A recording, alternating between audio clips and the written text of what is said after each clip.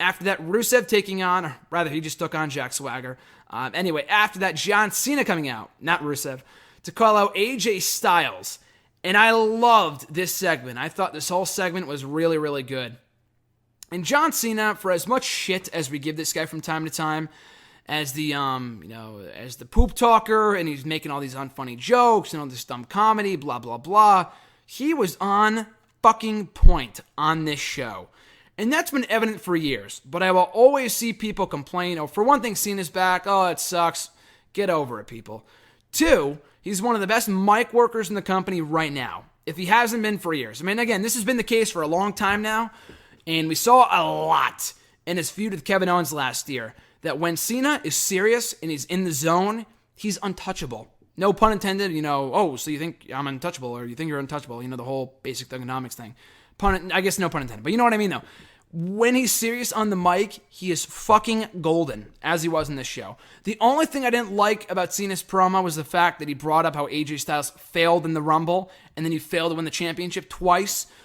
Did not paint AJ in the best of light. I mean, I know he put him over. He said he's been a big star outside of WWE, worked his entire career to get to this point for the past 15 years.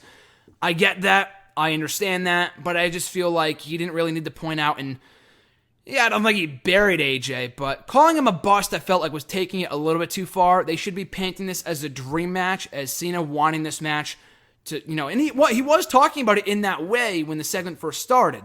But after AJ came out and said that he'd wrestle circles around John Cena, which is true, they just kind of turned a corner, and John Cena said, you're a failure, you're a bust. Again, you don't want to make those casual viewers think that that AJ Styles has been a failure since coming to WWE. He's been anything but. He may not have won any championships so far. He may not have won many pay-per-view matches so far. But he's had probably 3 of the past 5 Match of the Year candidates on the main roster since he arrived in WWE. With Chris Jericho, with Kevin Owens, with Roman Reigns, with The New Day in that one episode of Raw a couple of months ago. He has had some of the best matches on WWE TV out of anybody this year. So to call him a bust, I felt like was a little bit too far. But that aside, AJ Styles retaliated by saying, you guys know that anyone who faces you, John Cena, all the young guys, they just end up getting buried. We all know your big old grand scheme here. And I popped big, not because they brought up Cena's patented shovel. And it's not Cena's fault, I would argue.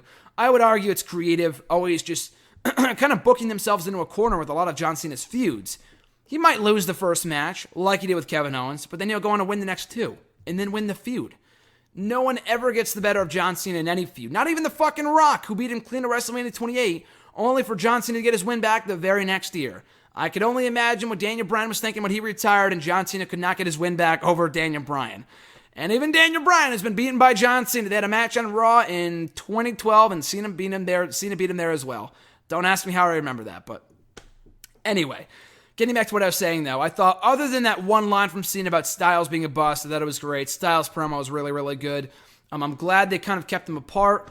Cena roughing up the club later on in the night, I could have done without that, but, they had to give him the upper hand at some point after being laid out in his return, so I was fine with that. And I'll talk about the main event in a couple minutes, but I thought this whole segment was really, really good. I thought it would lead into the 6-man tag team match between New Day and the club right then and there. But it didn't, and I'm glad it didn't, and they saved it for the main event slot instead, so nice little hype for the main event match later on in the show.